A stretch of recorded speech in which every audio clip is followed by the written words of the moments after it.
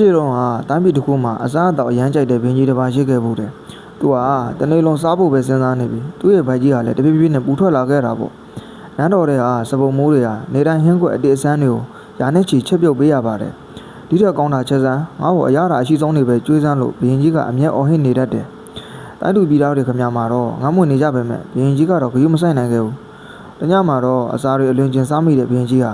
ဗိုက်တွေအရမ်းနာပြီးလူးလိမ့်နေပါတော့တယ်။သမားတော်တွေအတီးတီးရောက်လာပြီးဆေးကုပေးပေမဲ့ဘင်းကြီးရဲ့ဘိုင်းနာတာကမသက်သာခဲ့ဘူး။အဲ့ဒီအချိန်မှာပညာရှိအဖိုးအိုတယောက်ကနန်းတော်ကိုရောက်လာပြီးကုသပေးမယ်လို့ဆိုလာပါတယ်။အဖိုးအိုကဘင်းကြီးကိုဘာမှမကြွေးပဲရေအေးတစ်ခွက်ပဲတိုက်လိုက်တယ်။ငါ့ကိုအစားအစာမပေးပဲဘာလို့ရေပဲတိုက်တာလဲလို့ဘင်းကြီးကဒေါသတကြီးမေးတာပေါ့။အဖိုးအိုကပြောပြီးအရှင်မင်းကြီးအနာပြောချင်ရင်ဟောဒီတောင်ပေါ်ကိုခြေချင်တက်ရပါမယ်လို့ပြောလိုက်ပါတယ်။အသက်ရှူမောကပဲချွေးတွေရွှဲနေတဲ့ကြားဘရင်ကြီးဟာတောင်ပေါ်ကိုမနေတက်ခဲ့ရတယ်။တောင်ထက်ရောက်တော့အဖိုးကရုပ်ရှင်နဲ့ထမင်းနဲ့ဟင်းလေးတစ်ခွက်ချပေးလိုက်ပါတယ်။ဗိုင်ရမ်းစာနေတဲ့ဘရင်ကြီးရဲ့အတွက်တော့ဒီရုပ်ရှင်နဲ့ထမင်းလေးဟာကဘာပေါ်မှာအကောင်းဆုံးအစားအစာဖြစ်နေပါတော့တယ်။ထူးဆန်းလိုက်တာငါဘိုက်နာတာလည်းပျောက်သွားပြီ။ပိုးလက်တွေလည်းပေါ်ပါသွားပြီ။အရှင်မင်းကြီးအစားအသောက်ဆိုတာဗိုက်ပြည့်ဖို့ပဲဖြစ်တဲ့နဲ့